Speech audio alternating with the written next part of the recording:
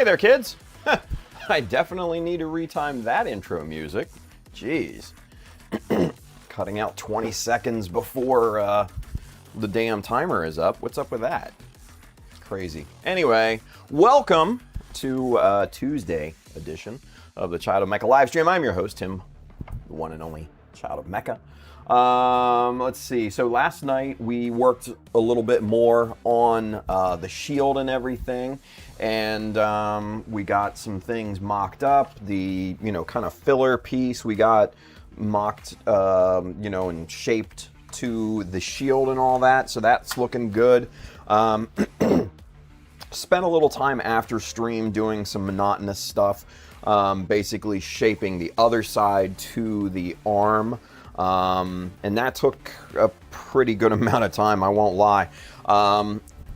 So that we'll be working on here again today.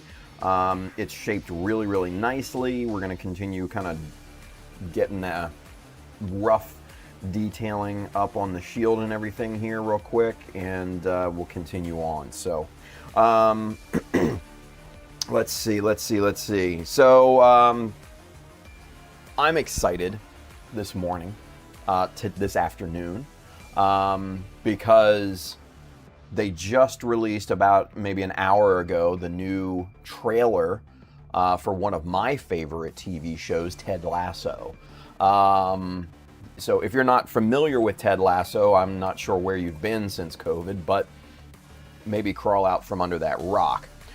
Ted Lasso is awesome. Jason Sudeikis plays, the central character, Ted Lasso, and basically he's an American football coach who gets hired to coach a English football, soccer, whatever you want to call it.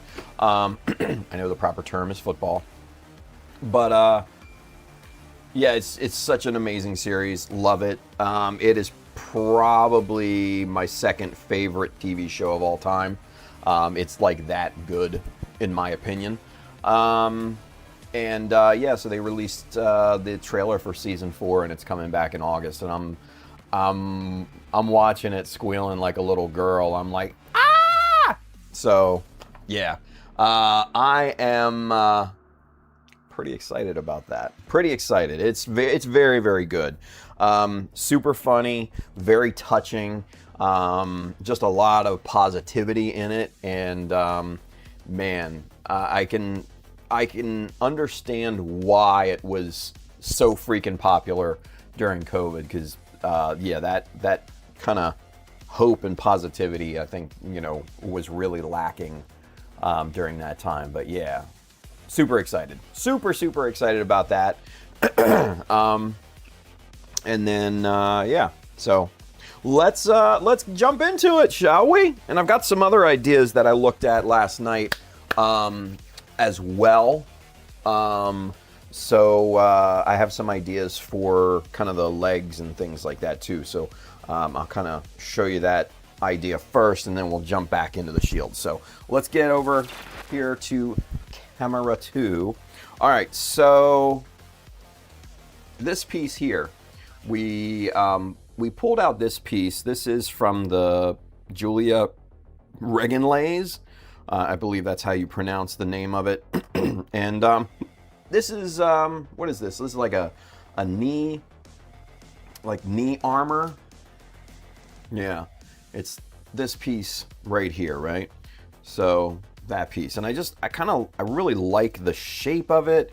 And I wanted to try to incorporate that because just the swooping nature of it, the shape, I just really, really like. And, it kind of said speed to me. So I'm looking at the leg, right? And especially this bit back here, right? So you've got the side thrusters here, and that's all good and well, but man, we need more back here than just this kind of weird fin part here that I don't just pivots a little bit, but doesn't really serve much of a purpose. So I figured, you know, pop that off here. And then this part, I've already kind of cleared a lot of the plastic off of here. This actually fits perfectly right there. And what we'll do is we'll cut off these two protrusions here. Cut that off and then mount that right up against the bottom of the thrusters there. And actually, let's go ahead and just kind of show you what we mean.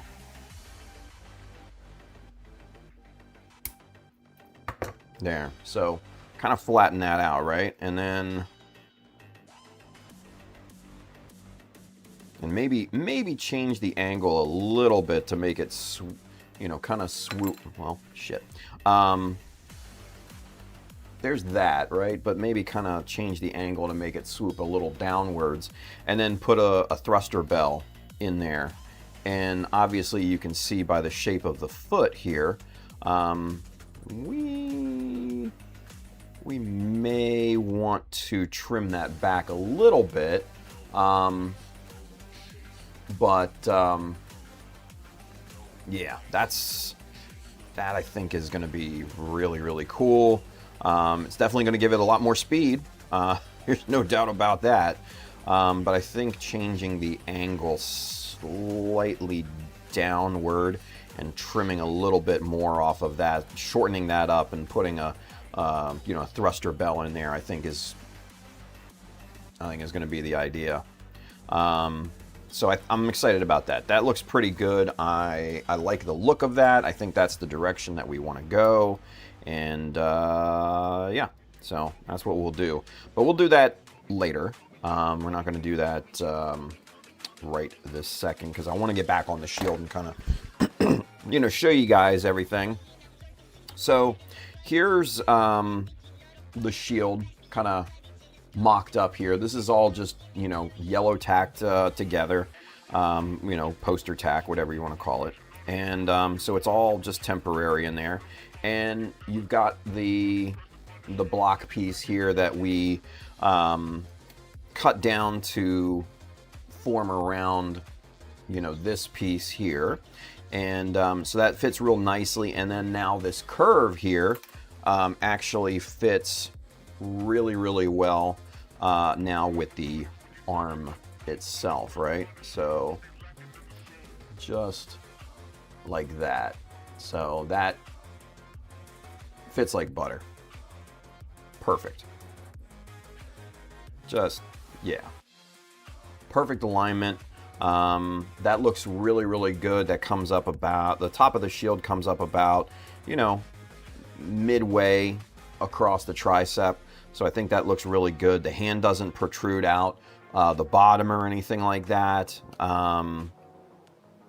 Yeah, that looks really, really, really good. So I like that quite a lot. So yeah, so that's what we're going with. Now we just basically have to, you know, kind of get this thing all together, and yeah, just kind of get it going, get this thing moving in the right direction. So let's get caught up here just real quick. Everybody you don't want to get out from under your rock for Ted Lasso? Oh man, come on. You don't know what you're missing. You don't know what you're missing. Anyway, let's see. Gizmo, Mr. Jonathan says, can you fit a thruster as well on the back of the leg? Yeah, man, that's the idea. Oh yeah. Okay, yeah, perfect. You confirmed what I was asking. Nice. Oh man, Cullen Barr's with us. He says, I've been paying close attention to this build, looking for inspiration for my supercar Formula One inspired F91. Ooh, I kind of dig that idea, Colin. I kind of dig that idea, buddy. Yeah. like I said, you know, speed. You know, that's kind of why we went with, you know, the extra boosters here. That's why we changed the head and the face and all of that. That's why this has got, you know, a nice profile to it. We're going to, let's see here. I'm gonna take the stock wings and you know, probably attach them down here or whatever, kind of make these kind of new speedy binders or whatever, something like that. So we'll figure that out as we go. But yeah, I'm really liking the progress thus far. The profile, the silhouette, all of it is coming up roses. So yeah, I really like it. And then hey, what's going on, Luke? Good to see you, man. All right, so excuse me. With that being said, and I should probably mention, my throat's a little agitated. I think from dinner last night, it got a little smoky in my house from you know, cooking chicken and everything, and I think it irritated my throat a little bit. So if you do hear me coughing, I apologize in advance, but I'm trying to drink my way through it.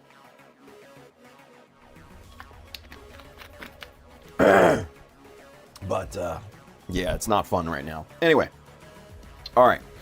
So, like I said, last night after the stream, I shaped this side of this, you know, filler block to the shape of the arm.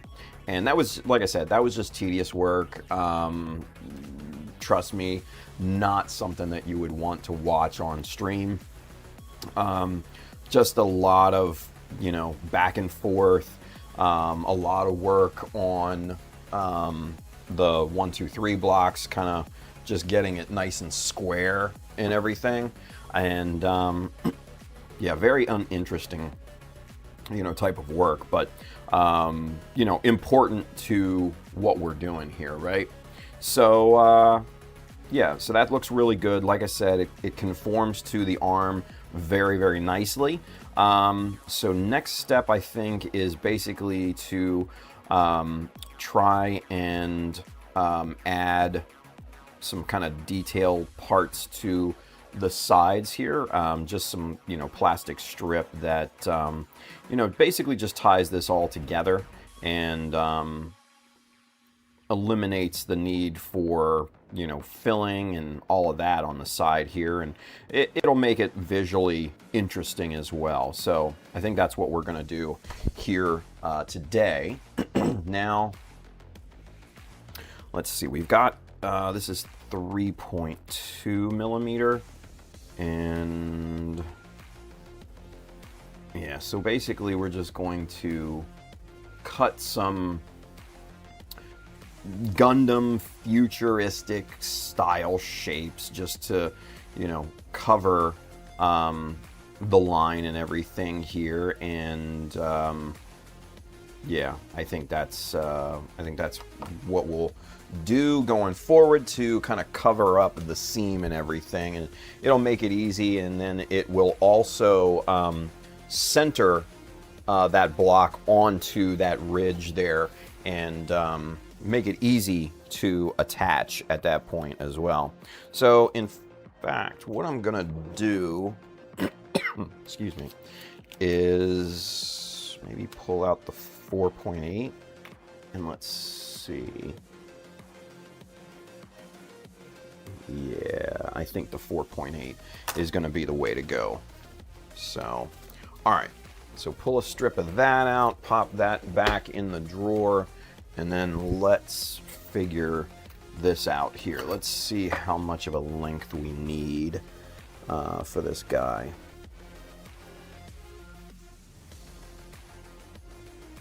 All right.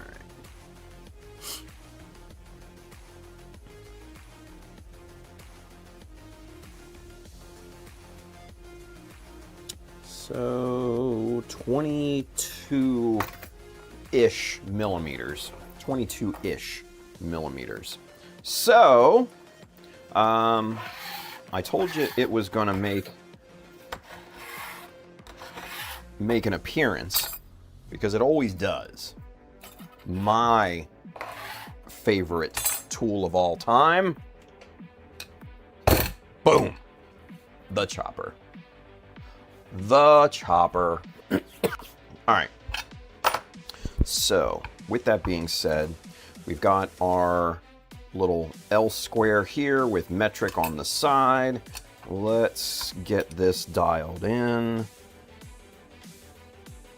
We'll go 23, right about there.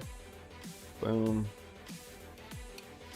Lock in the stop block, and now we have a repeatable cut. All right, so square up the edge, move that over to, there we go, move that over to the stop block, cut. Now we have a 23 millimeter strip, and now we have two 23 millimeter strips, both at the exact same length, both perfectly square. So that's the beauty of this guy, the chopper. Excuse me. And when we get into, you know, bigger, badder customization, that will become a lot more of a prominent tool that we use. So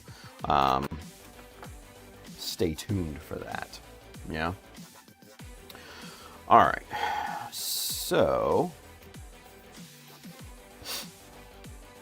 4.8 mil.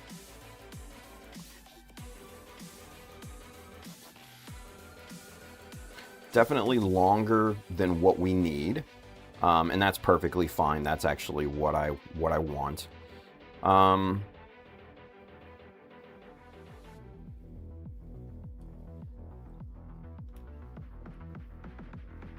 Trying to think of what kind of shape we're gonna go with this thing. All right. Well, first things first. Let's get everything pulled off here. And like I said, this is all just sticky tacked in, just poster tack and everything. So put that back onto the pile of poster tack over here.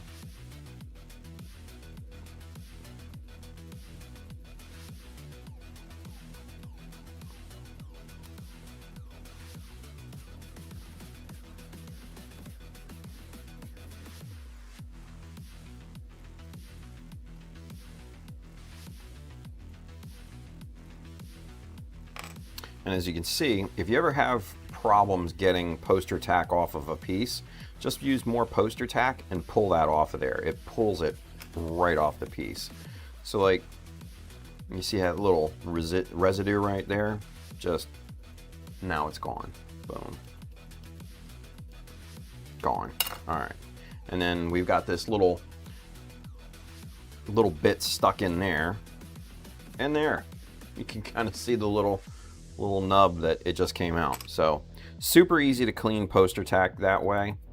So just keep that in mind. It's not the end of the world if it leaves a little residue behind. You can always clean that up real easy. Real easy. All right. So here's the piece that we are conforming to.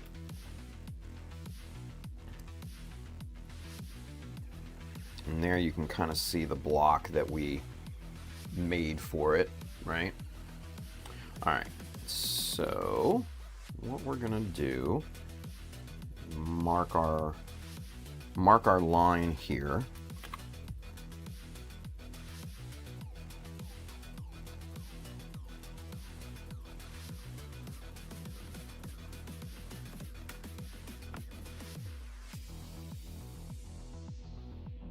Right there, you can see the line right there. And so what we'll do is essentially mark from there and go out, right? So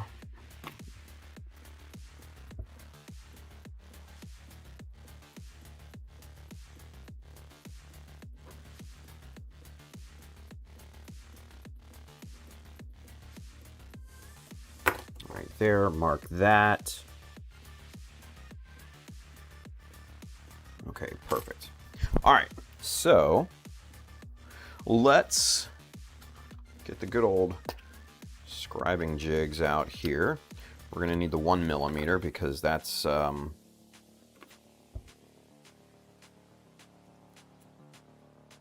length we need to take off this thing.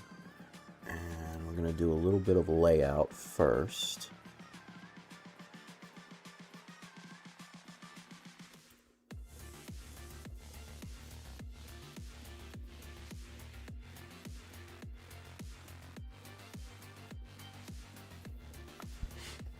And to make this job a little bit easier, we're going to bring the 1, 2, 3 block in here and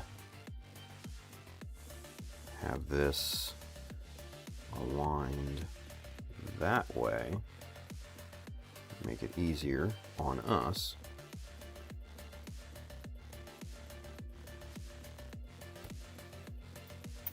There's that.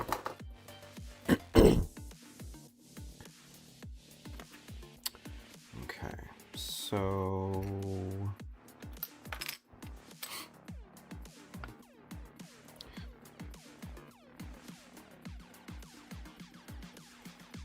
actually, I did that backwards.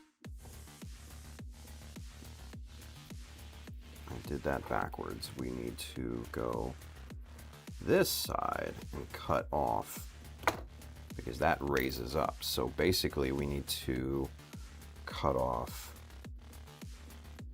this area there. Okay. Yeah, and that'll drop it down and then we'll be in good shape. All right, cool. So, fairly easy to do. We're just going to cut that with our knife.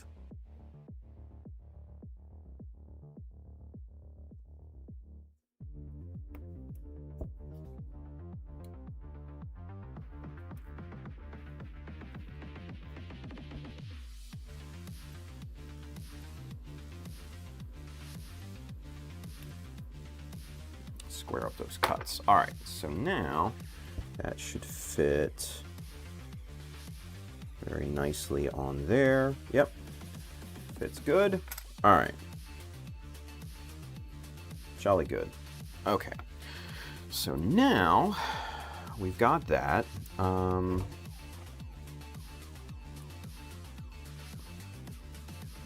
got the block here. That will go to cover up that separation, that seam, right? So that's the intention. So that looks pretty good. Okay, so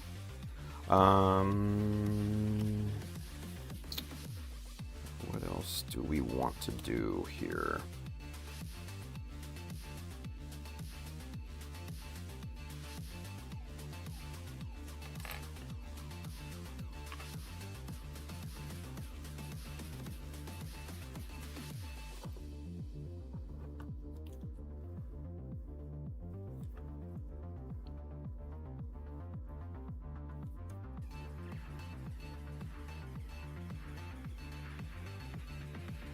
There. All right. So what I'm going to do to make this more angular and Gunpla-like is just basically cut, boom, right there. Cut the edge off, or the corner. And yeah, that looks much better. That ties in really well with what we're kind of going for, and that will help to hide that separation there. Yeah, that looks good. That looks real nice. Okay, cool. So with that being said now,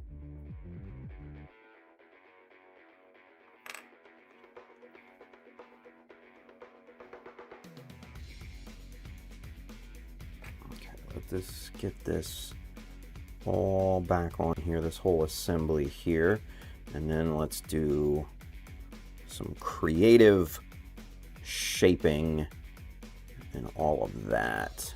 Come on, get back there. Get back there. Get back there. You son of a bitch. There we go. Alright, so basically, we just need to figure out our limit here. Alright, so that is the shape of the block. So we don't want to come past that, right? So,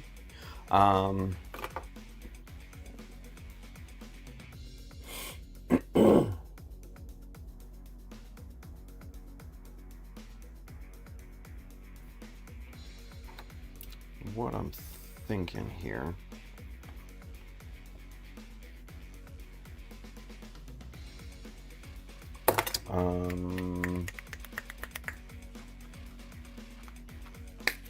oh, damn it. Okay, cool. Drop some scribing jigs. That's never fun. All right.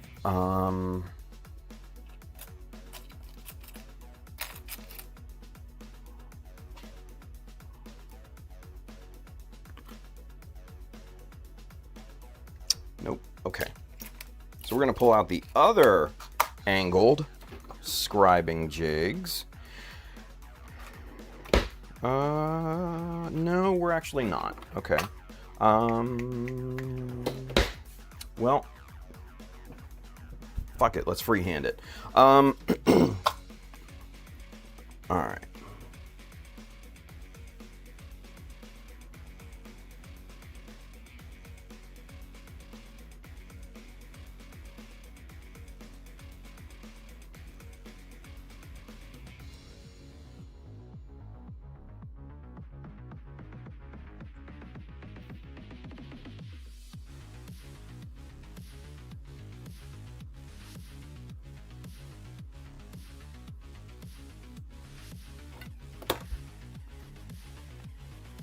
All right, so I think that's what we want. All right. So let's clean up these lines here and make them nice and straight.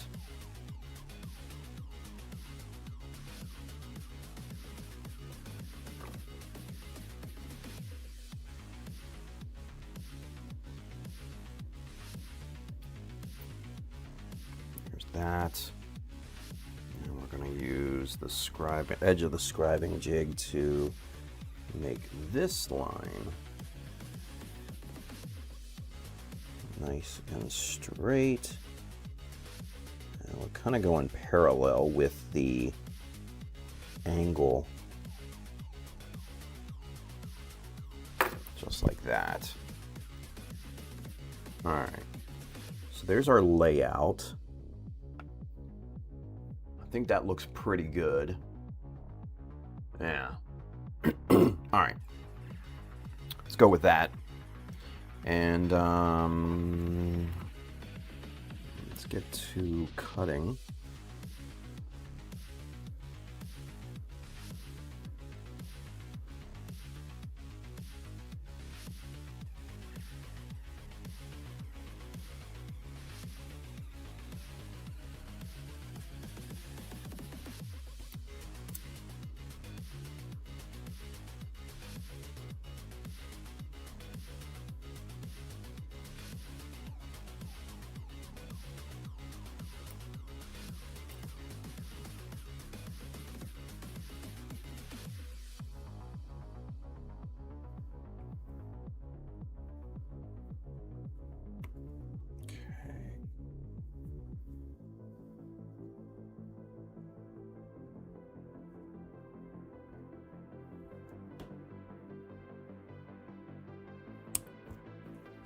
Okay, so there, you can kind of see the profile of it better, right? So, yeah. Okay, so let's get this thing mocked back up and let's see what we are working with here.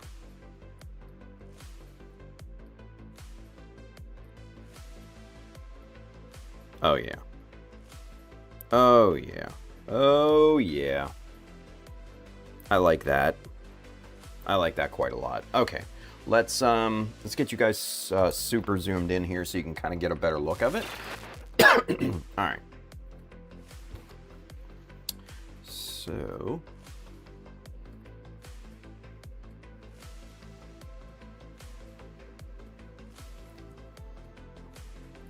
there's kind of what that's going to look like, right?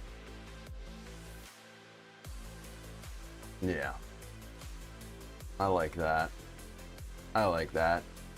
Do some minor detailing and everything around it, make it look, you know, more mechanical, quote unquote. I might cut the end of that, you know, cover piece off a little bit to make it not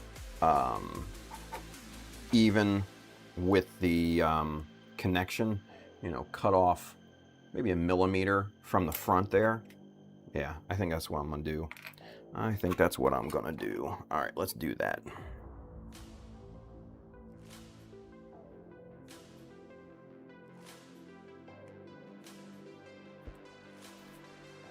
Just a little bit. Let's see what we've got.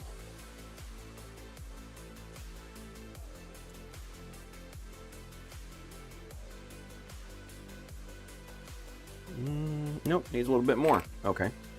Didn't cut off enough.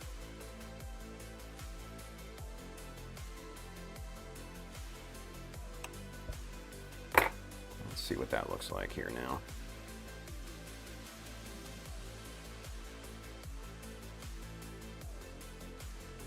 Yeah.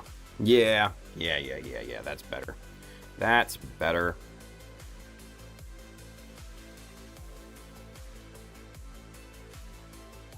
There we go. Yeah. See, that's nice. I like that. I like that. It gives it a very kind of almost stock Bandai look. Like it was meant to be there. So, yeah. I like that. That's what we're going with. Yeah. Yep. Comfortable. I'm comfortable with that. All right, cool. So now what we got to do is duplicate our work here on the other strip. Excuse me. All right. So now let's... And I'm not going to lay it out. I'm just going to cut based off of the piece that we have, using that as a template.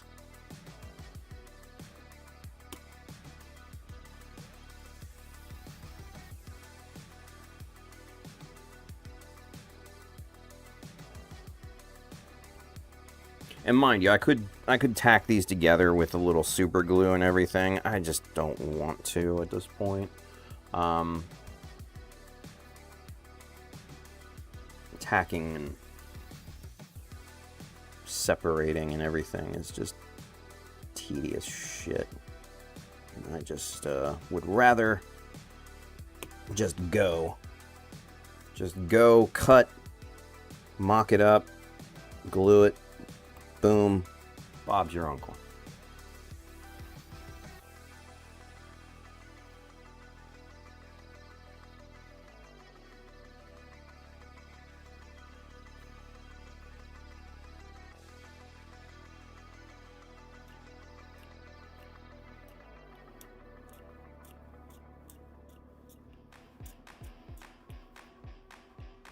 All right, flatten that out a little bit. I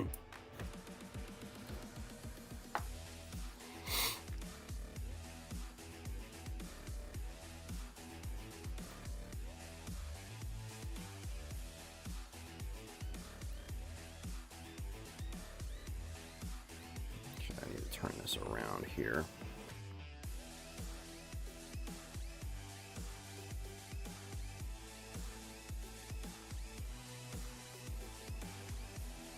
Trying to line this up as close as I possibly can. Right there.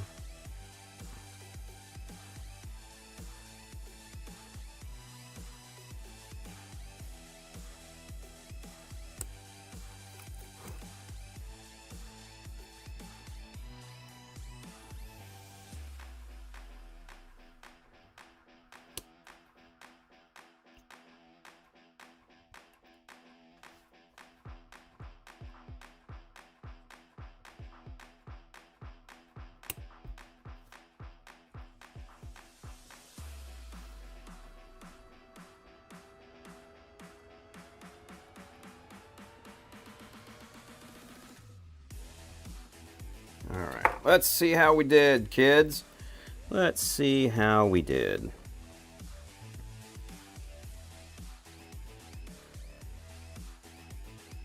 Yeah, not too bad. Not too bad, not too bad. All right, so a little shaping.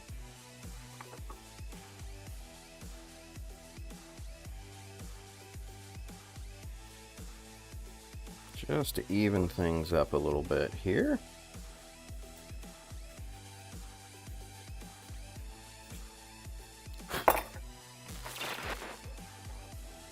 Go back to a wider angle here.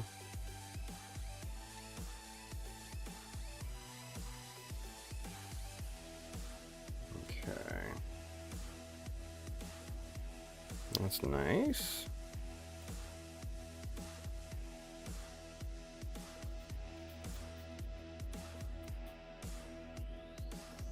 Very good.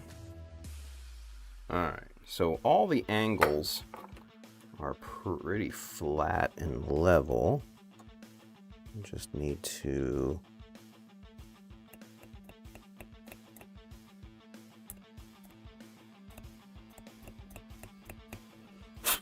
even out that surface. And now we have two mirrored pieces. So, done. Quick and easy. Cut a corner here and there. Not a big deal in the grand scheme of things. You know, I'm not necessarily one for cutting corners, but when it makes sense, in this case, it makes sense. So, let's get caught up in the chat, yeah? All right. Excuse me. Oh, let's see. Brandon says, throat coat tea will help your cough go away and throat feel better. See, that's the thing though. I'm not a big fan of tea in general. You know, I'll indulge in a good Arnold Palmer every now and then, which is 50-50 iced tea with lemonade. But hot drinks in general, I am not a fan of. I don't do tea. I don't do coffee. I'm just, yeah, never been a fan of hot drinks. So I've got some lozenges upstairs if I need be, but it's not too bad right now. As I cough. Giovanni's with us. What's going on, buddy? Good to see you. Louise says, don't lie, Tim. You just like that show because of that actress. Which one? There's a few. I haven't watched it yet, but have always been interested in it. You've sealed the deal. I'm going to watch it. Dude, yeah. It's so good. It is so fucking good. Season 1 is great. Season 2 is the GOAT. Season 3 got shit on, but I really liked it. I really liked it. There were a lot of cool storylines in Season 3, and then now Season 4 is taking a little bit of a different direction, but it's still kind of got the core group together, which I love. So, yeah, I'm very much looking forward to Season 4. So, August 29th, I think the date was. Something like that. So yeah, you got plenty of time to get caught up. They're only 30-minute shows. They're half-hour shows, so they're not long either, which is great. You know, you can watch an episode or two and not feel bad about wasting your day away, you know? So yeah, really good stuff. Louis says, trust your recommendations. Thank you, buddy. Appreciate you. Excuse me. Brandon says there are some new options on the market for hobby choppers like that. I forget the name of one of them, comes to mind. Slightly thicker blades, a little more rigid. So I have, oh, where is the damn thing? Yeah, here it is, buried in the drawers.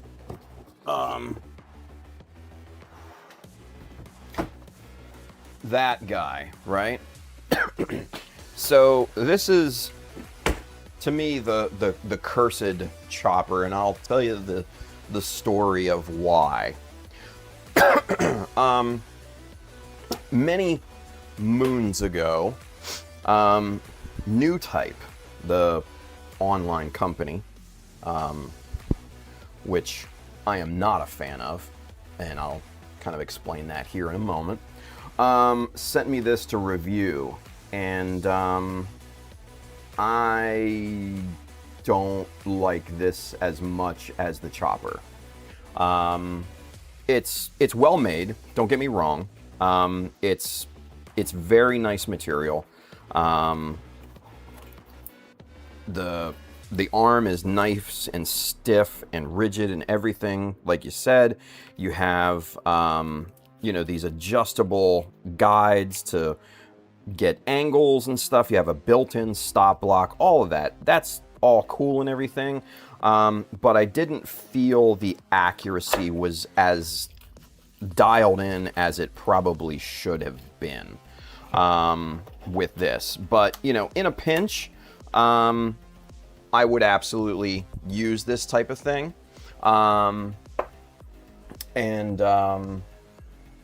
Yeah, I'm just not a fan. But the other reason why I call this the cursed chopper is because I despise New Type as a company. And mind you, I'm not trying to sway your opinion. If you want to shop there, that's perfectly fine.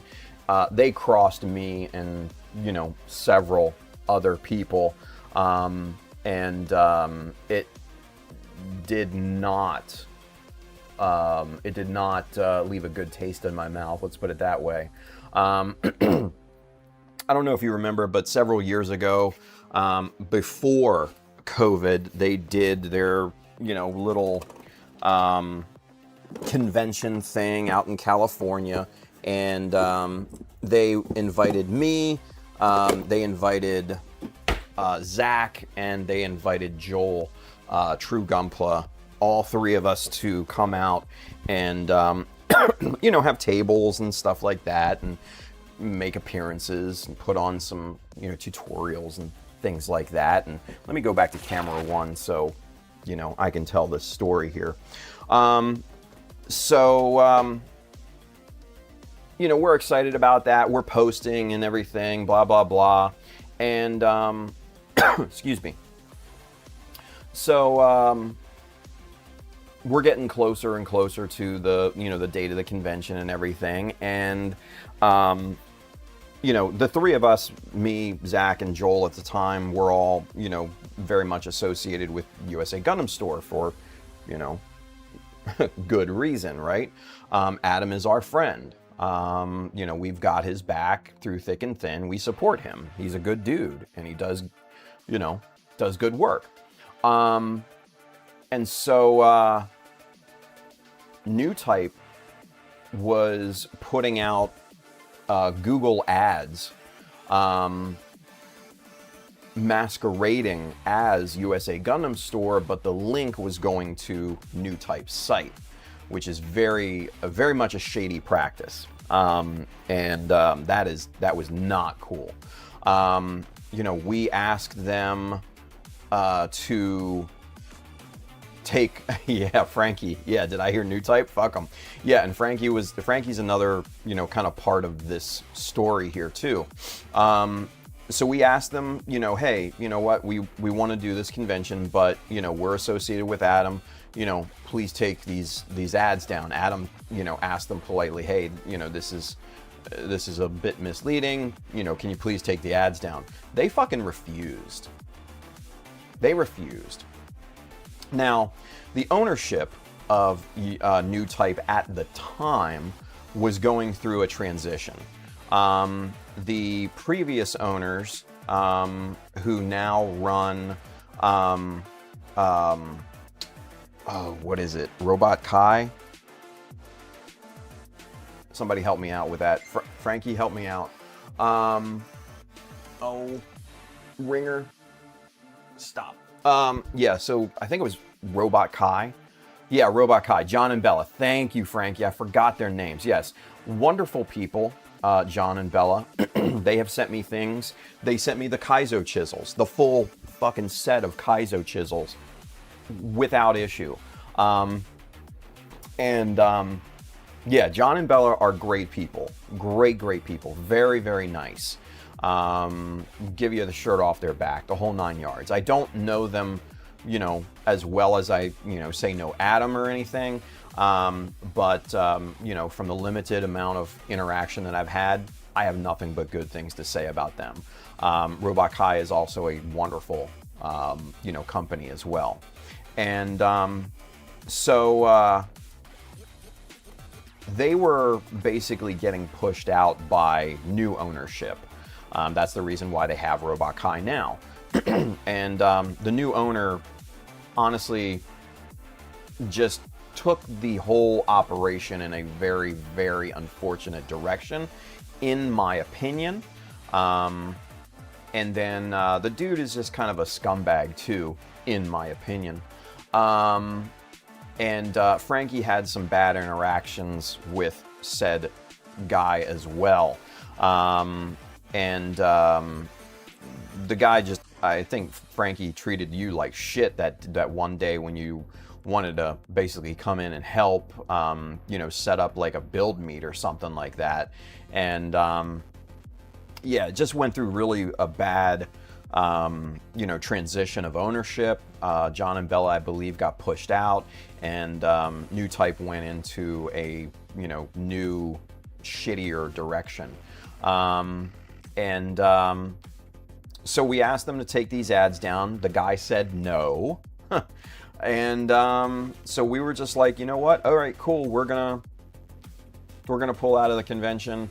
The three of us, me, Zach, Joel, we weren't really even gonna say anything. We were just like, okay,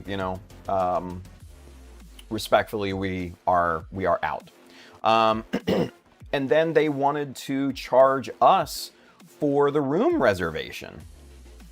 We got bills, all three of us, we got bills for room reservations that should be fully, cancelable, right? So we're like, what the fuck is this? And so at that point, I made some calls, called the hotel in question, and they were like, yeah, you can cancel it, no problem.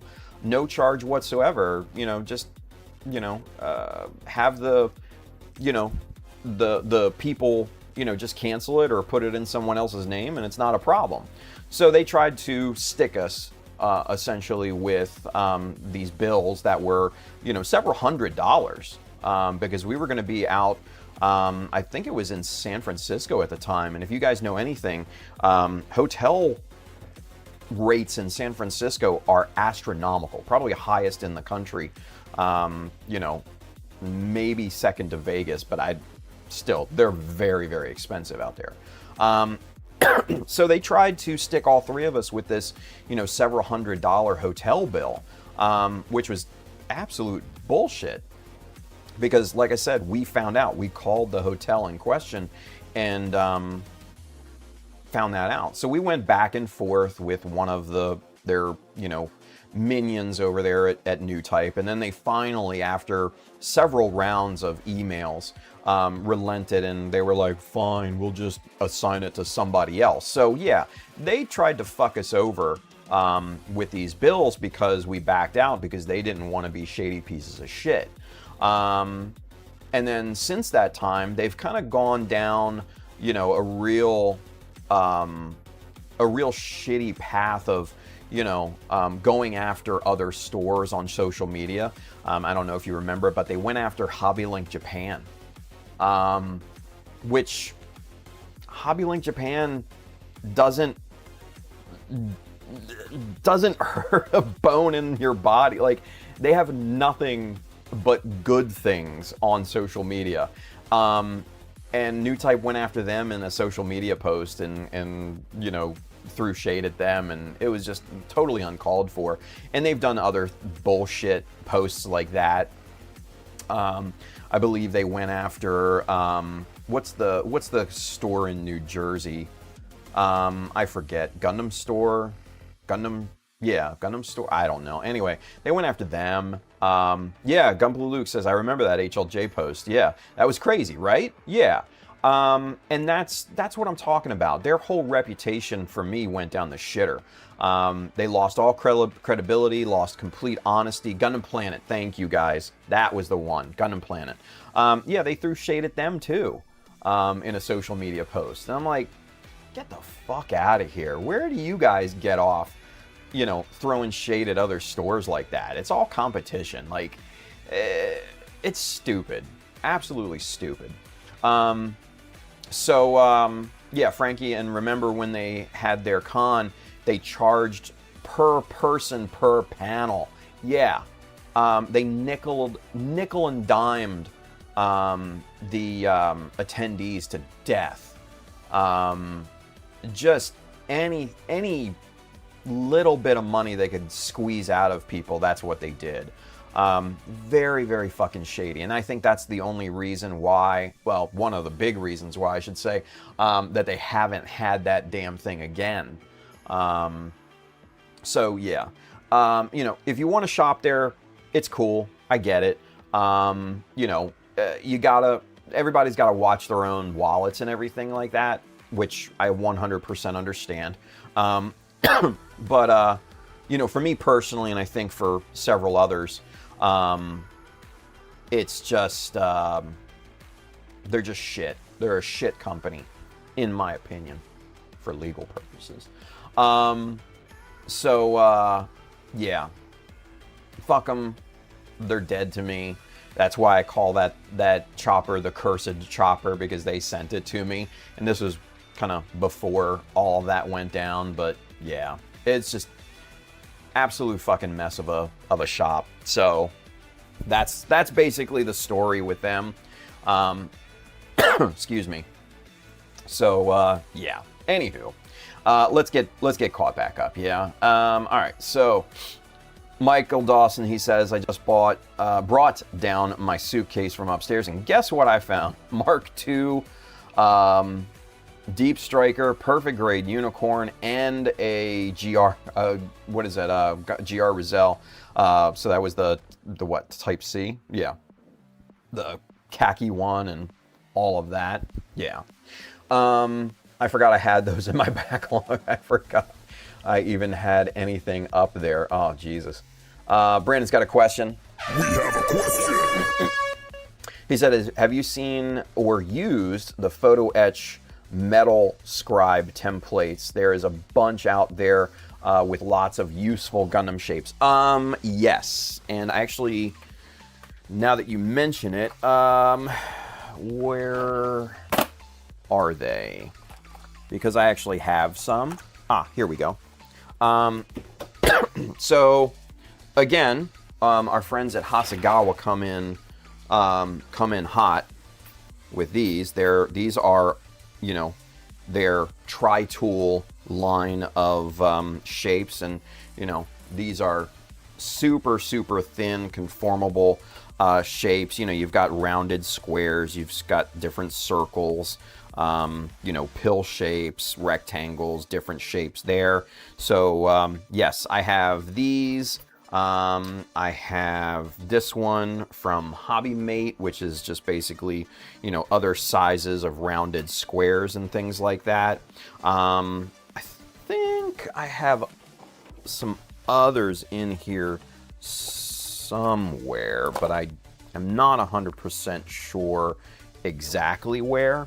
But then, oh, where is it?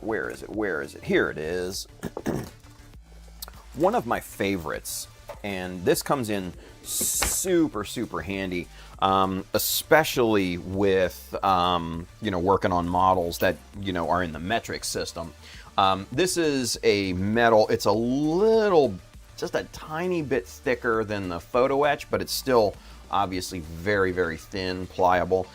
This is by U-Star. They're a Chinese company. They make a lot of different hobby tools. I really like their brand, but you know, hard to get over here in the US unless you go on like eBay or you know, shop on Taobao, something like that. So yeah, this is super useful. All of these circles are in 0.5 millimeter increments. So for instance, like this circle here at the bottom, that's 19 millimeter. This one is 18.5, 18, 17.5, 17, so on and so forth.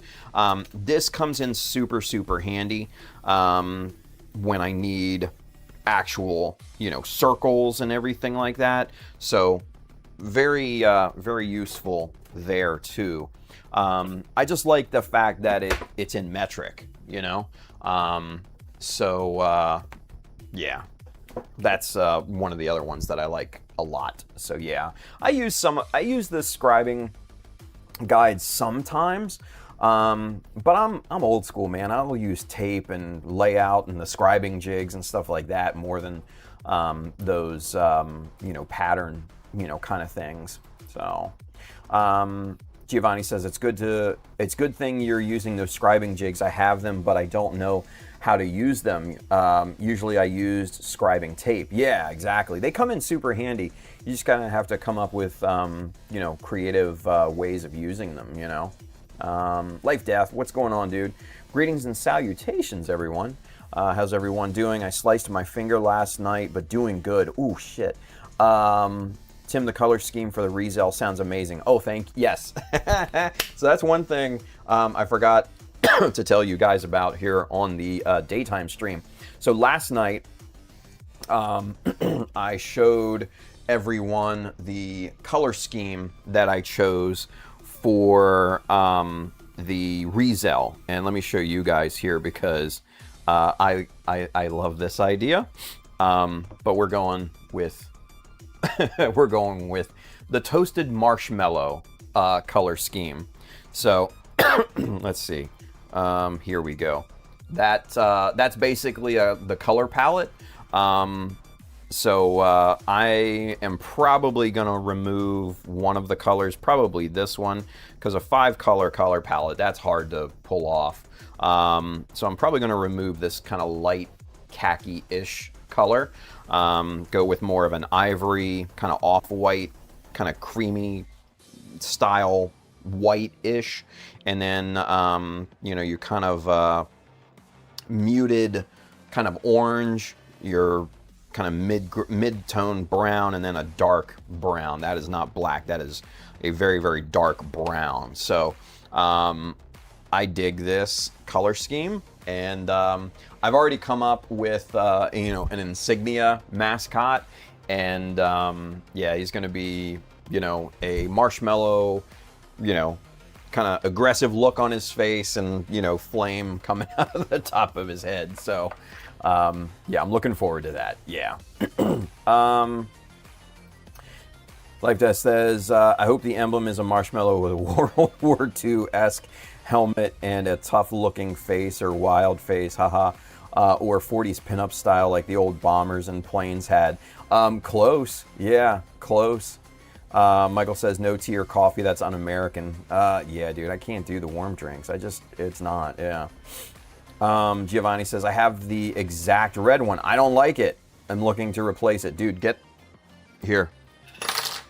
Easy peasy. That's what you want. The Chopper by Northwest Short Line. Excuse me.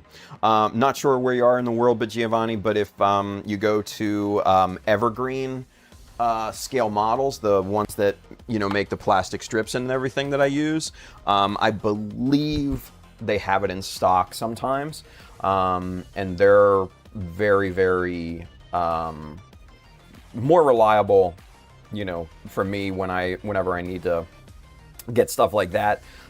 So yeah, go check out Evergreen Plastics. They should be able to get you the Chopper. So it's like $50-$60 maybe. I'm not sure how much it is right now, honestly. So yeah. Charles Dodge says that sounds almost illegal. Oh yeah, the ads and everything. Yeah, those fuckers. Ty Furious, what up, dude? He says New Type and Robot for Less are on my shit list. Yeah, Robot for Less went downhill fast. That's unfortunate. Charles says, so glad Reaper doesn't do any of that at their con, the nickel and diming. Yeah, tell me about it. Brandon says, they never seem to have good deals. USA Gundam seems to be most consistent. Yeah, and I mean, you know, it's competition. It's all business, and I get it. But you don't have to be shitty at the same time. You know what I mean? Adam is a good dude. He does a ton of you know, charity work behind the scenes that he does not publicize. So that for me is like, come on, you know. He doesn't make a big deal out of it. He just does it, which is awesome in my opinion. So yeah. Colin says, not gonna lie, trying to build same day after getting retina injection is not the easiest thing in the world. Yeah, I wouldn't imagine that it is, Colin. I'm sorry to hear that, buddy. I hope you feel better. Holy shit, retina injections. Oh, that just, yeah, that gives me the heebie-jeebies there. Ty says, the MadWorks metal scribe templates are really nice, but the ones you fold over an edge will break after a while, so get multiple of the ones that you like. Yeah, I've seen those. And they seem very convenient. Yeah, like I said, I'm old school. Julia says, wow, I didn't know that. Didn't know about those issues with new type. Yeah, you know, like I said, it's been years now. But yeah, I do not like new type, in my opinion. Brandon says Chopper 2 is sold out all places I can find. Ah, well, shit, that sucks. Used for around $75. Oh, a little price gouging there, I would say. God damn. All right, well, that's unfortunate. Sorry, Giovanni. I tried. So, anywho, let's get back to the shield build. Yeah. All right. So bring everything kind of back into focus here, back into the screen. All right. So what we're gonna do? Let's mock up some stuff here.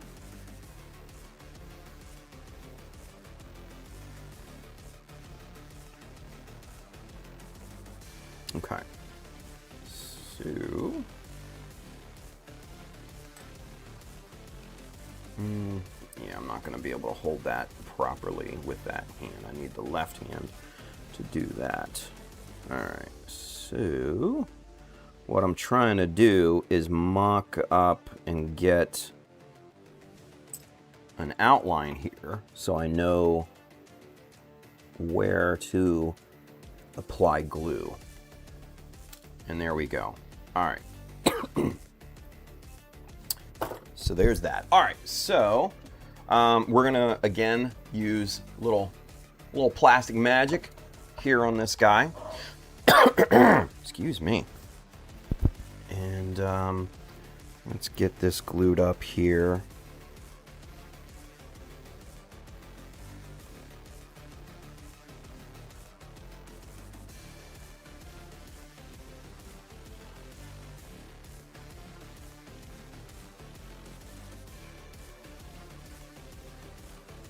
Okay.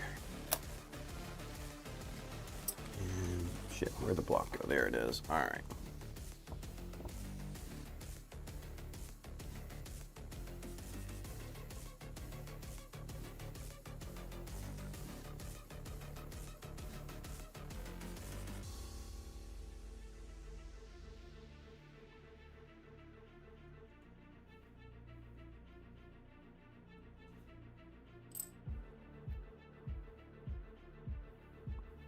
All right, just pressing that down into place. Let's make sure we've got proper alignment.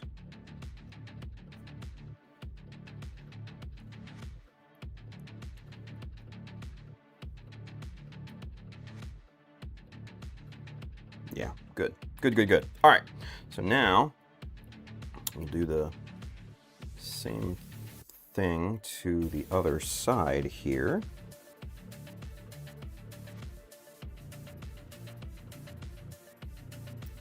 damn it. Okay.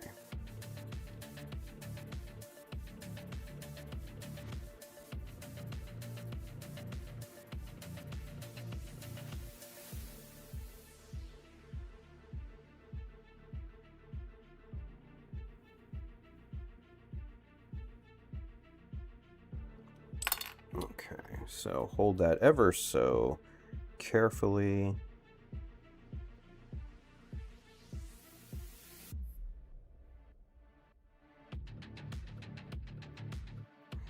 All right. And jolly good. All right.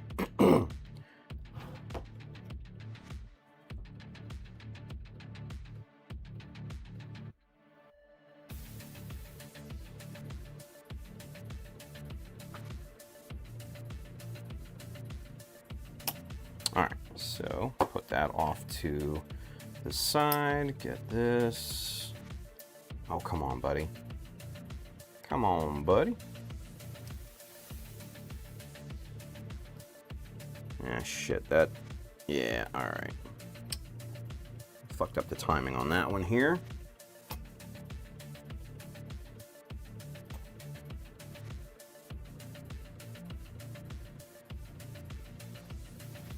There we go. All right, now let's get that applied on there.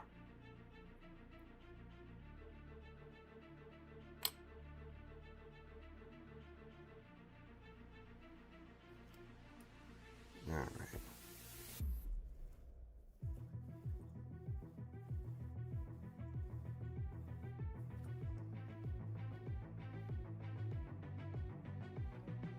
A little fine tuning in terms of placement, but there we are. There are those covers, right? Yeah, very good. Very good stuff. All right, so the important thing is to leave this leave this off as it cures for the moment. And it should only take a few minutes here for that to fully cure, so we should be in good shape here. Oh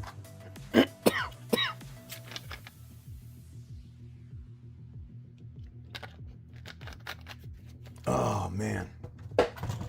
Let's see. Oh, let's see. Kelvin, what's going on, buddy? He says even on Northwest Short Line, all choppers sold out except for the original chopper. Ugh, and that thing is shit because it's MDF and it's wobbly and everything. It's yeah, that is that's the worst version, unfortunately. Michael says, I Googled where the Illinois Gundam base is from the area I'll be at, and it's about 30 minutes away, but I shouldn't get my hopes up. Work comes first. Yeah, it is unfortunate. And on that note, got to get going later. Mike, thanks, buddy. Appreciate you. Thank you for watching. All right, so with that being said, let's do a little bit of cleanup on the inside of this piece here, because we had some squeeze out, of course, from you know, the plastic magic. So let's just kind of go in there, scrape that goo out of there.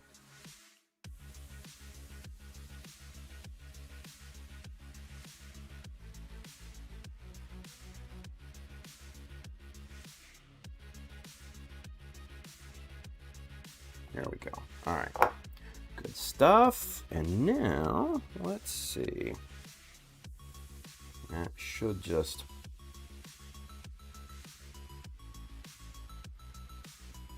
slide right on there.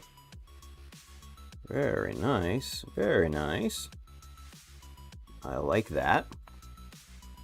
And then, like I said, that curve marries up to the forearm perfectly now. So yeah, that we're in business. Oh, and I just noticed that. That's a happy accident right here. So the armor, I don't know if you noticed, but the front of this and go back, the corner of that bevel there actually matches up with the length of the actual forearm armor, and that was unintentional. So, yeah, that's kind of crazy. That's kind of crazy. All right, well, you know what? As they say, happy accidents. So there we go. Brandon says, I don't think they are producing the Chopper 2 anymore. Man, that would be unfortunate, man. And I think it was Northwest Shortline that was going through ownership challenges. Because the guy who owned it, the old man who owned it, I believe was retiring and just basically wanted to just shut down the whole business.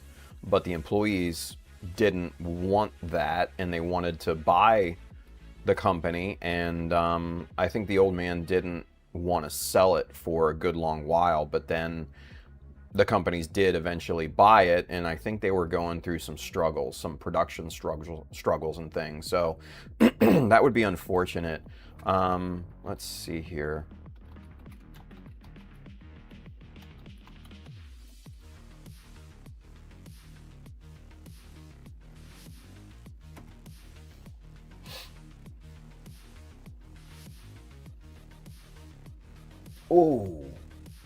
Oh, yeah, oh my God. I mean, you're talking about absolute price gouging on eBay. $250 for one on fucking eBay? Holy shit. That's insane. That is absolutely insane.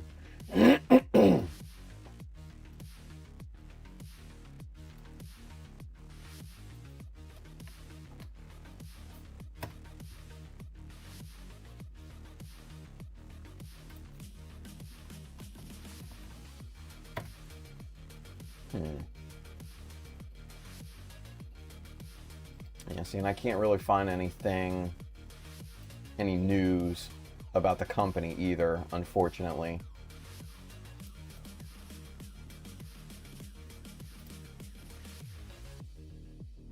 I mean, their website is still up. Seems to be still active.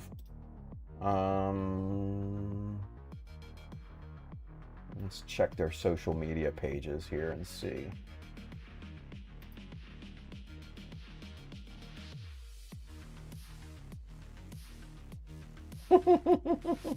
Don't, Frankie, don't think I didn't look into it. Trust me. Don't think I haven't looked into it. It is prohibitive. Let's put it that way. The cost, and everything. It is prohibitive.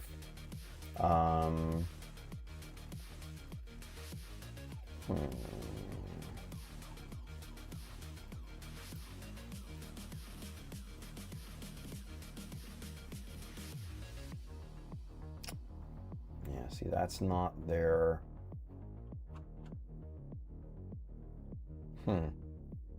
That is not their actual Facebook page. Shit. Okay.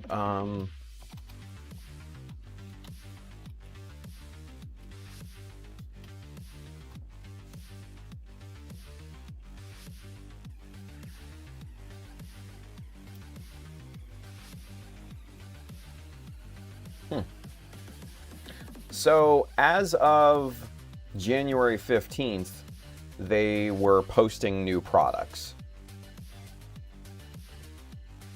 So that bodes well.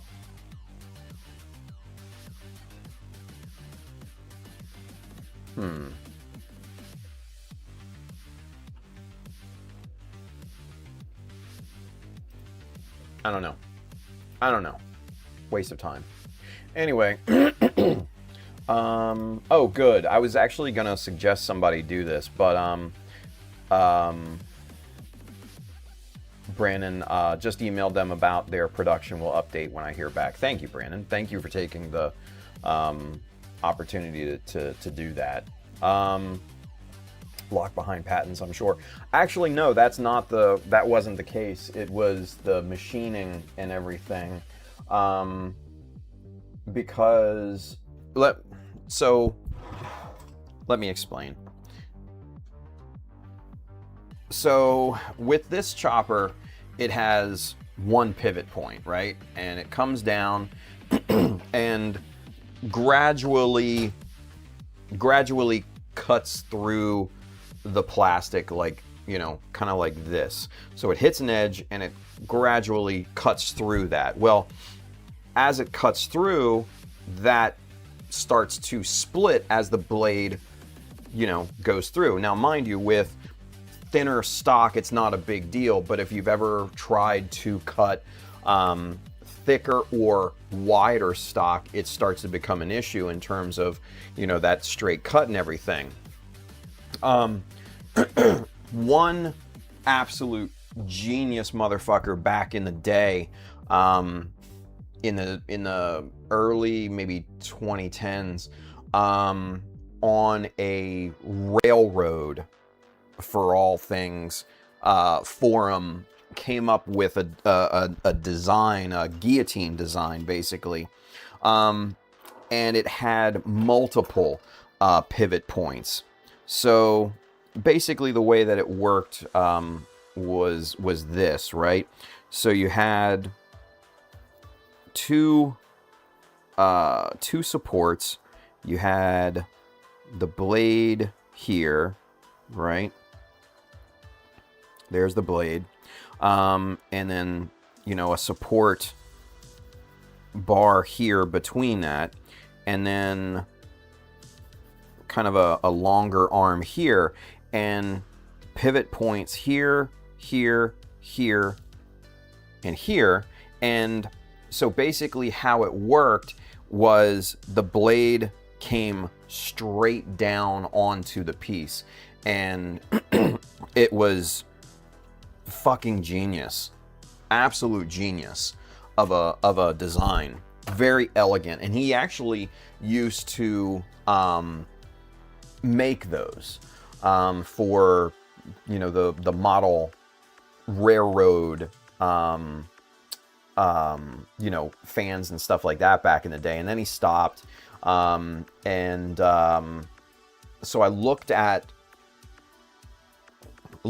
you know, kind of what would it take for all that. And yeah, those things probably would have at bulk cost $100 just to make, you know, in short supply runs and things like that. So it was very prohibitive. And that's, you know, you're talking aluminum, you know, you're talking machine screws, everything. Just, you know, the base was aluminum. Yeah, it was very, very expensive. Very expensive. So, you know, and the more the more machining, the more steps just adds and compounds to, you know, the price of production, unfortunately. So, yeah, wasn't meant to be, unfortunately. It would have been amazing, because from when I rarely see those, you know, choppers come up, they are hundreds of dollars. And you don't see them but once in a blue moon. Somebody getting out of the hobby, some dude dying, or something like that. Yeah, it was crazy. Brandon says, I can't find it, but there is a scissor lift style. Oh yeah, for cutting. Yeah, same thing. Blade goes straight up and down. And yes, yeah, exactly. And Frankie says, I see what you mean. Yeah. Unfortunately, production costs are a real bitch. And especially when you're dealing with metal, and moving parts and precision, especially.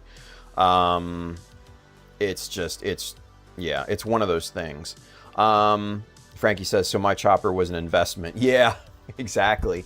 And let me show you a good example. And I keep this particular tool as an example of why precision at the scale that we work in,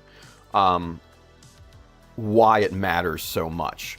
This is the legendary, not in a good way, the Jomny Iris Studio. This is a tool that I bought that I was insanely excited about back in the middle teens, 2016, 2017, somewhere around there. I even pre-ordered this thing because I thought this was going to be just an amazing piece, right? So basically you have two screw downs. This extends, and then you have an edge here that you can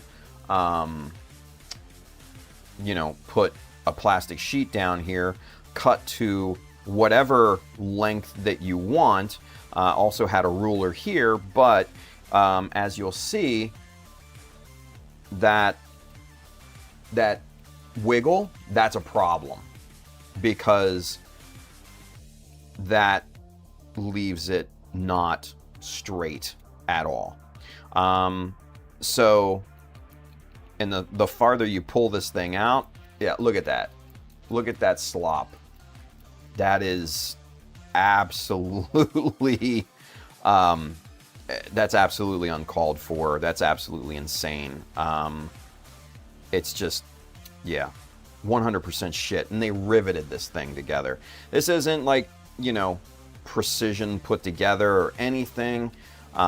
It's horse shit. And then this, you kind of got, a protractor so you can cut, strips and pieces at different angles and things like that. And you can make repeatable cuts, and it has the register on here. But, when you go to square this thing up,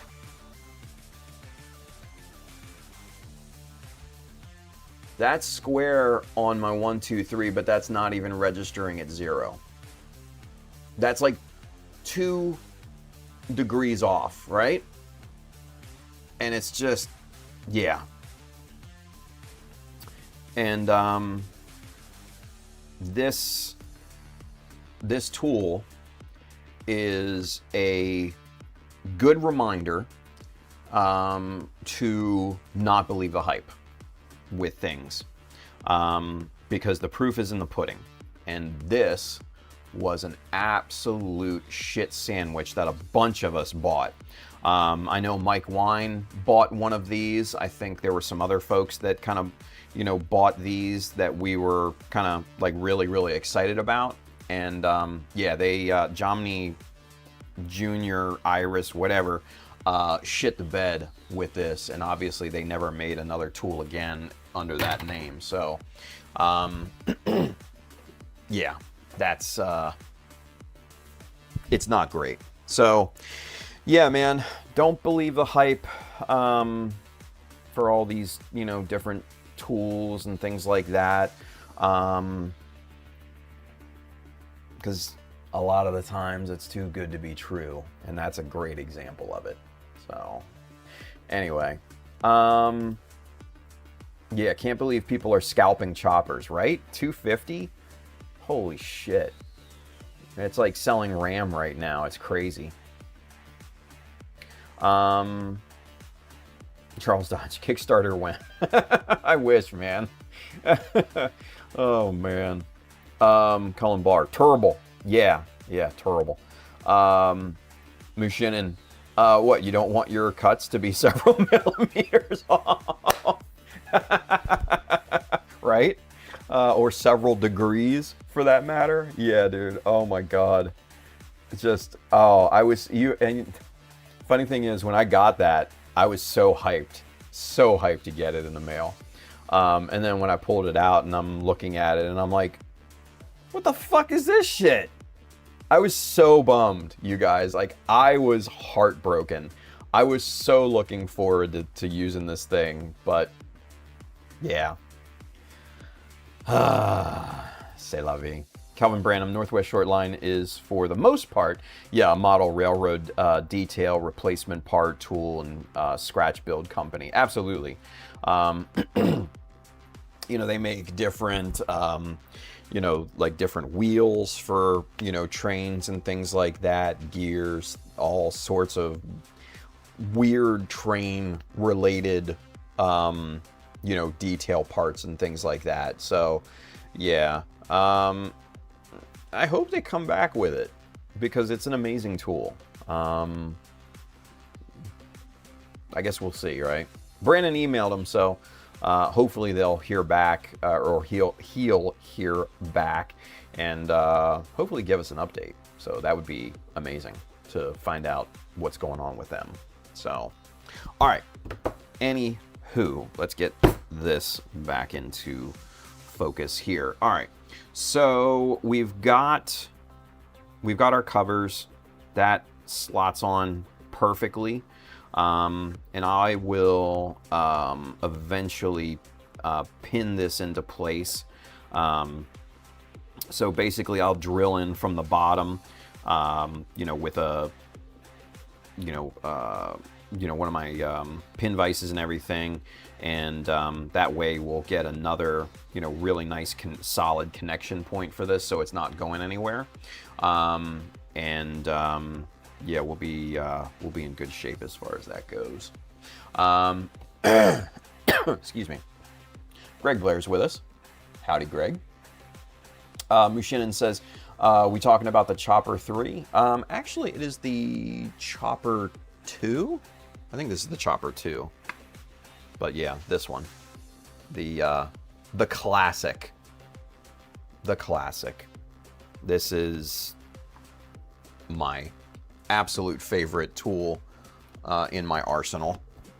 It stands head and shoulders over everything else. Yeah. Life Death says, the Chopper is so good. I love mine, although I need a new cutting plate on it. Yeah, so you can buy the cutting mats and everything. And, you know, one thing that I always do when that gap starts to get nasty, just turn this around or flip it over and everything. Works a wonder. One of the other things that I did was the mat itself is kind of loosey-goosey in the bed here. I added a millimeter strip of plastic down here, and I really kind of crammed it in there. And this mat is solid in there. It doesn't go anywhere. So just a suggestion. Yeah. Yeah, definitely. Here we go. Brandon says, Dollar Tree cutting mat, cut the size, works great. Yeah, and that's really all that it is. It's just you know, one of the you know, cutting mats, just like, you know, just like this. So yeah, doesn't matter what you put in there. Colin says, I miss my chopper. I think it's still back in Maine somewhere. I need to buy a new one eventually. Kind of hard to do on a disability salary. Oh, fuck, dude. I'm sorry to hear that. Yeah. Well, hopefully we'll hear from them, or Brandon will hear from them, and see what the deal is with the chopper and all of that. So, yeah, we shall see. We shall see. All right. What's 20 minutes still? Wow. Okay, cool. So we're doing pretty good in terms of time.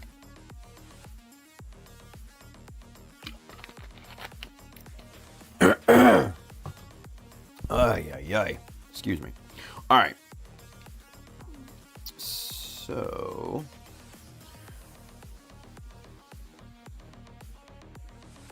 that's basically the placement for that part of the shield.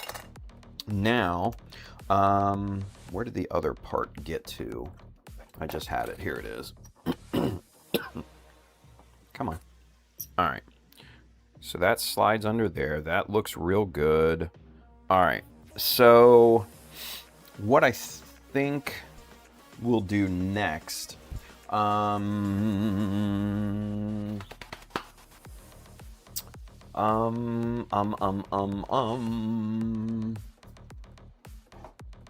I want to do is add just like a little strip of plastic right here to kind of tie everything together.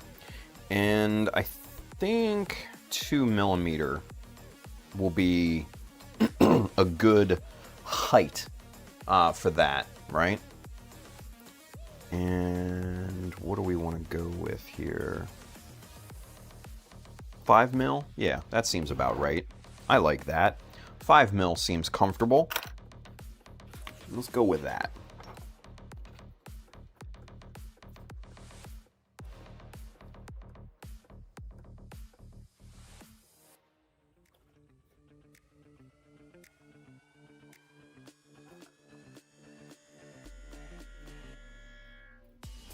There we go.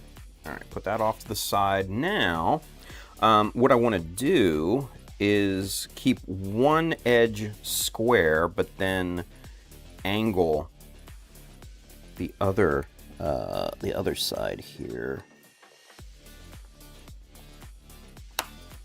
just like that. So there, you can kind of see that angled, that one angled side. Now let's make sure that's square.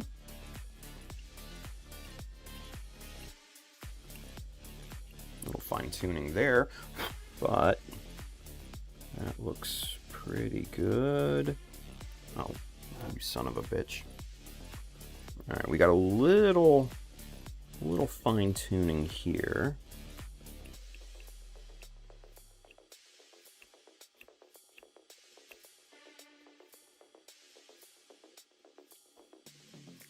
And I think I want to cut the front edge off just a little, so it's not. Yeah, there we go. That's nice. All right. There we go. All right, cool. So, all right. Now what we'll do is we'll take this little guy, hold it in our little grippy tweezers here, bring this back in to focus. And one of the big things I need to make sure is that this front edge is nice and square, which looking at it now, it is not. So let's square this thing up here.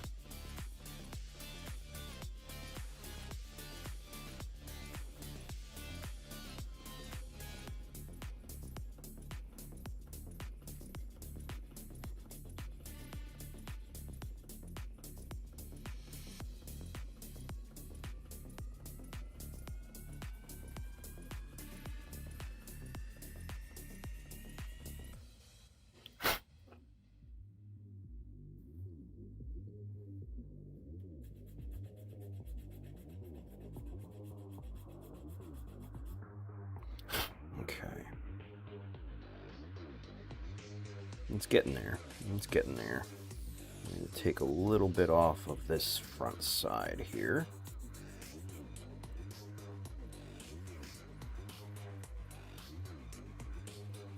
Okay. Now,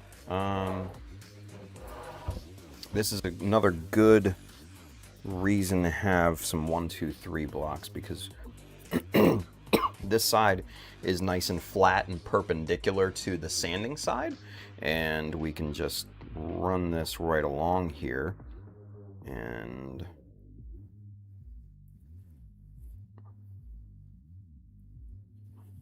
square that up real nice.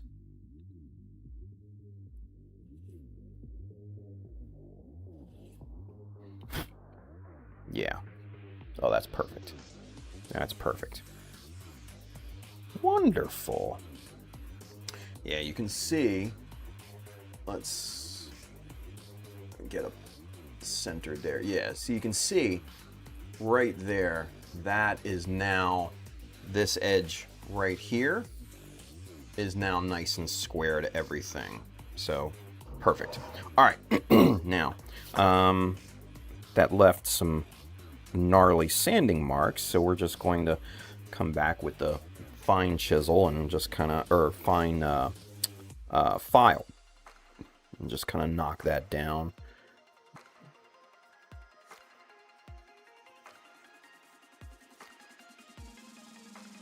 Make that surface nice and smooth.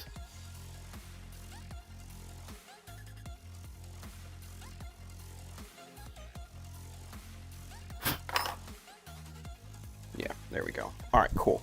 So now let's get this guy back on here. Let's get this lined up properly. Let's get our plastic magic in place, get our piece in hand. And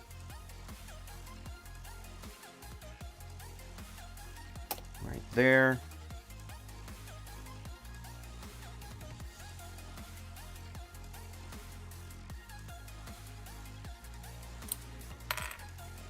Let me get this properly aligned here.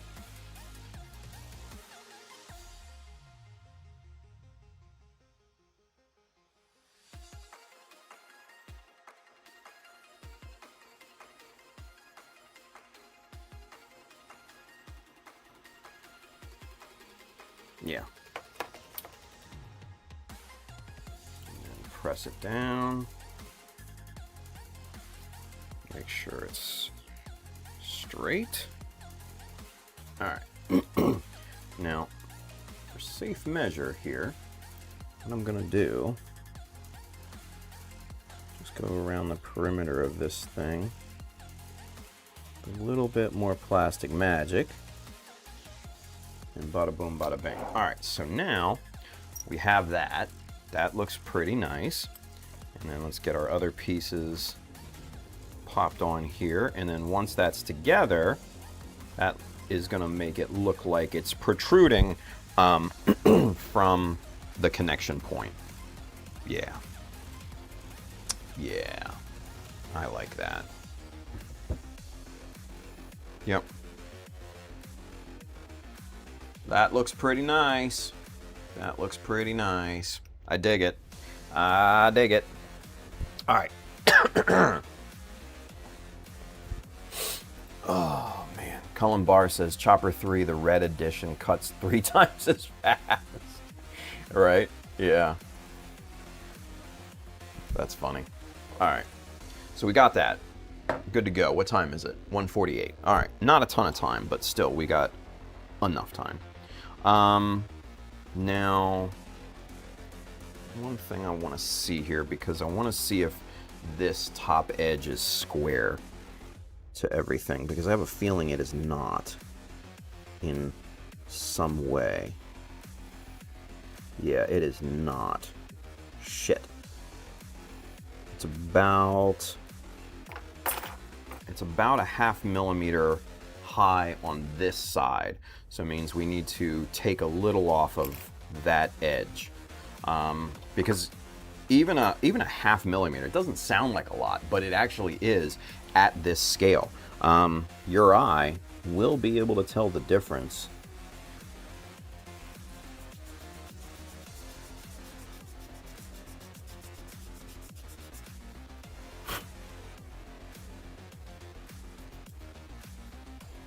Need to be careful of that new fin there.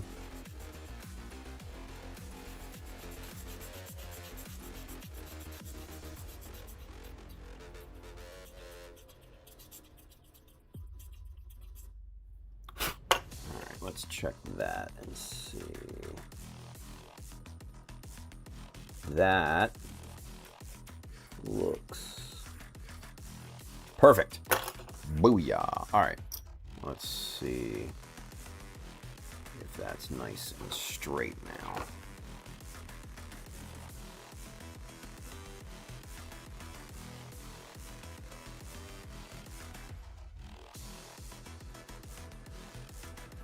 Yeah. Yeah, that looks straight. That looks straight. All right, cool. Yeah, 0.5 millimeter. That's all it takes. half millimeter. It's so insanely tiny, you know, at full scale. But sometimes you'll see it. Yeah. Colin Barr says, "Don't assume my eyes are shit." Aw, I'm sorry, dude. Charles Dodge says, "The eye will see it, but the brain won't know why that something is off." Yeah, exactly, right? And that's kind of where I think the artist's eye, the designer's eye, kind of comes into play as well. And I think most of us have that ability, you know, after modeling for a while to, number one, visually see that, hey, you know what, something doesn't seem right, but then our brains can also process it to where, okay, now I kind of have a guess about what's not right, you know? Yeah. Ooh, what's this here? Kelvin did some legwork for us. G&G Model Shop Inc. has Chopper 2. Get on it if you want one. What's the price, Kelvin? What are they asking for it? What, like 70, 80 bucks, something like that? Because yeah, if you need a chopper, man, obviously, right? Yeah, jump on the opportunity, you know? Jump on the opportunity. So, yeah. The uncanny valley is real. Right? Oh shit! 61? Damn! That's a hell of a good price. That's a hell of a good price.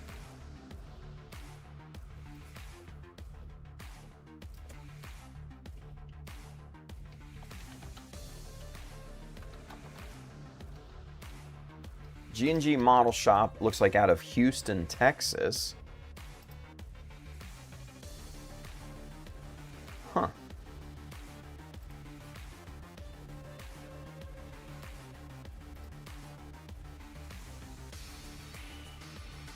Oh shit. Let's see. 61. Yeah, 61.95. Add to cart. Okay. Well, here you go, you guys.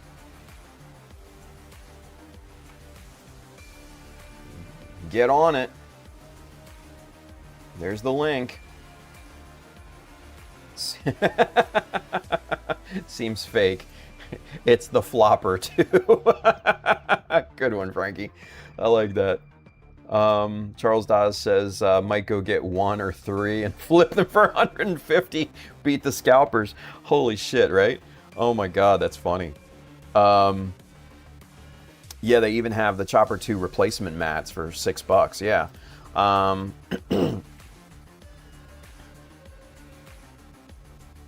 And the blades if you wanted those, but you don't have to use like special blades. They're just your straight, you know, your straight blades. You can pretty much get those anywhere. In fact, aha, here we go. So this is the blade that I use right here. From what I've heard, these are like some really, really good blades. This is Persona Pro, and they come in this nice little dispenser, and you push this button, a blade pops out, and then you have, you know, kind of the back edge here for your, you know, your trash blades and everything. A nice place to put them and all that. So, yeah, Persona Pro, highly recommended. And they fit perfectly in the chopper because, like I said, they're just straight flat blades. So you don't need anything special or anything like that.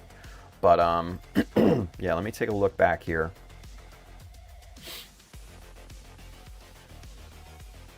Yeah, wow. I feel that G&G Model Shop is going to have a run on the chopper. Oh, shit. Hopefully there's more than one in stock. My God. Holy crap, dude. But yeah, that's a really good price, you guys. $61.95. Go get you one. Go get you one.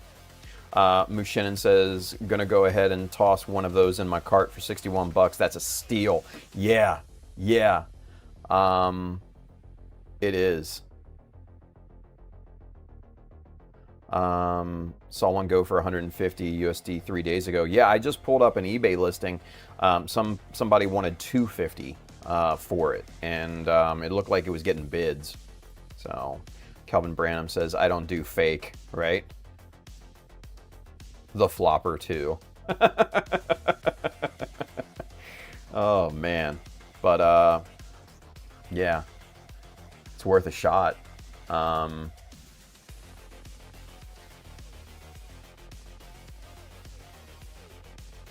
The oldest hobby shop in Texas, serving our loyal customers since 1945. Yeah, that's pretty cool. They have a phone number at the bottom. They have an address at the bottom. So, seems legit. 260 Google reviews, 4.7 out of 5. I mean, the establishment seems pretty legit.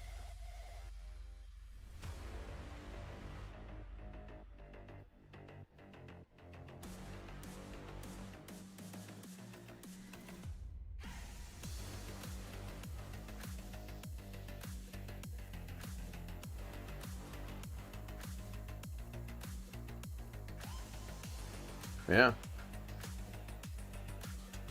Most people have 5-star reviews. So, yeah, the shop itself seems legit. So there you go.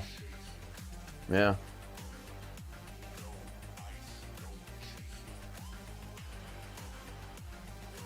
Anyone know where we can get a T-ruler like Tim's? Oh, the little wave one? That one? Yeah.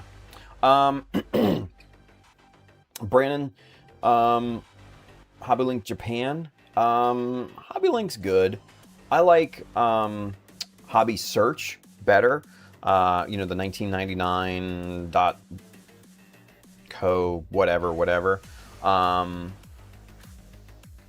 Yeah. Let me see. It is hit and miss with Hobby Search, I won't lie. And Wave doesn't want to make these very often from what I've seen as well.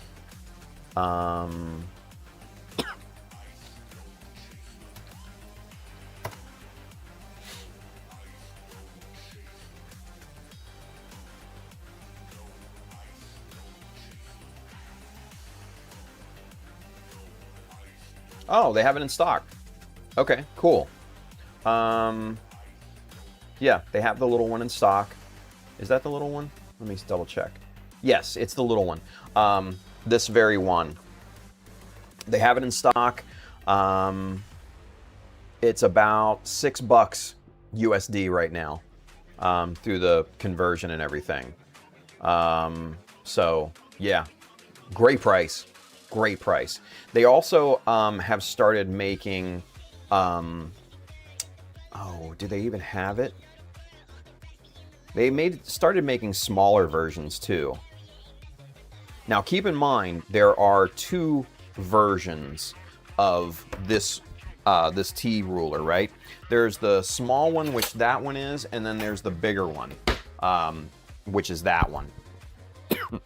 The bigger one right now on Hobby Search is $7.20. So pretty good price. The dollar to yen conversion right now is actually quite good.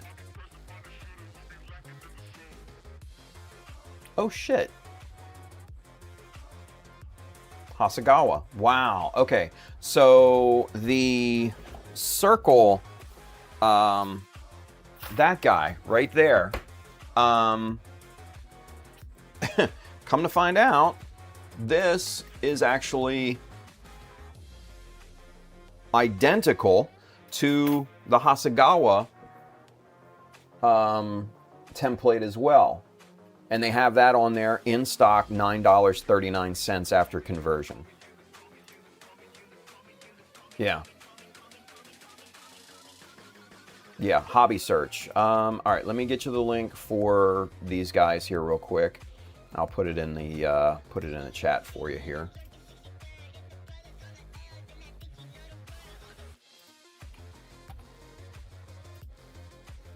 All right. This is for the small T-square.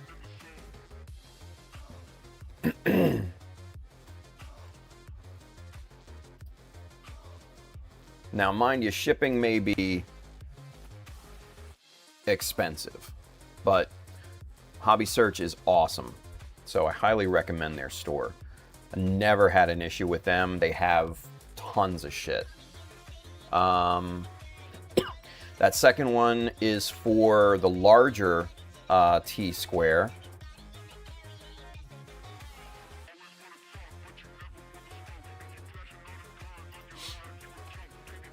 And then this last link is for the circle template, the Hasegawa version. Let me see what else we got on here.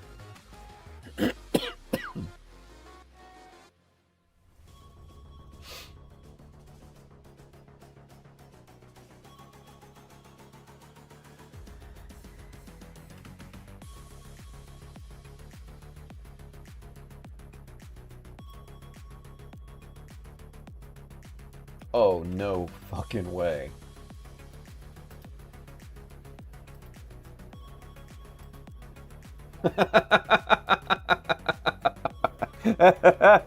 All right, you guys got to see this. This is great. I don't recommend this to anyone, but this is fucking funny. That last link that I just posted in the chat, this is for the T-Ruler Mega Hobby Tool. My God, man. It's 17 bucks. And yeah, wow.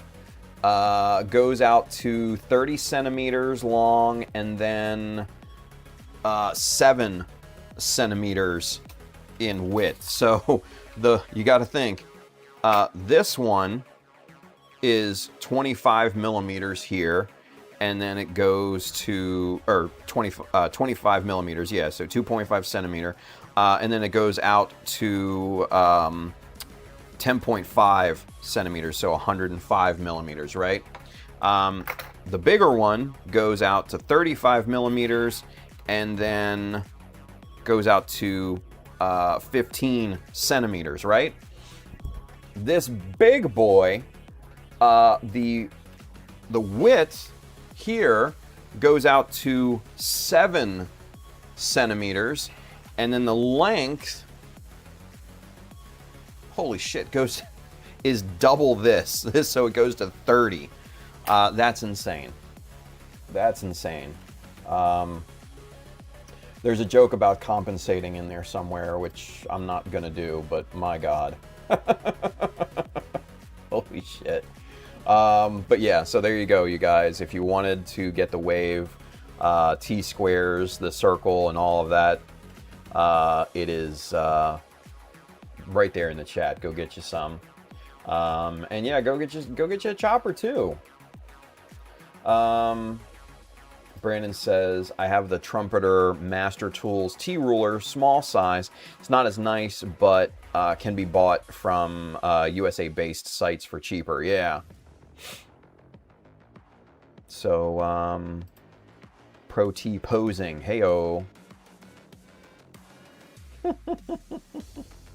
Ay. Life Death says, thanks, Tim. You're welcome, guys. All right. 2:05. Let's call it a day. Let's call it a day. We're gonna end it here. We'll pick it up tomorrow. So this is the only stream for today. And so yeah, good stuff. Good stuff. Yeah, Mr. Hobby does make a T ruler as well. Haven't seen too much of it, but yeah, it is a thing. So, all right, you guys. Remember, if you're not willing to learn, no one can help you. But if you're determined to learn, no one can stop you. I love that. I love that saying. So, with that being said, you guys, take care of yourselves. Be safe out there. Go build something cool, and I'll see you guys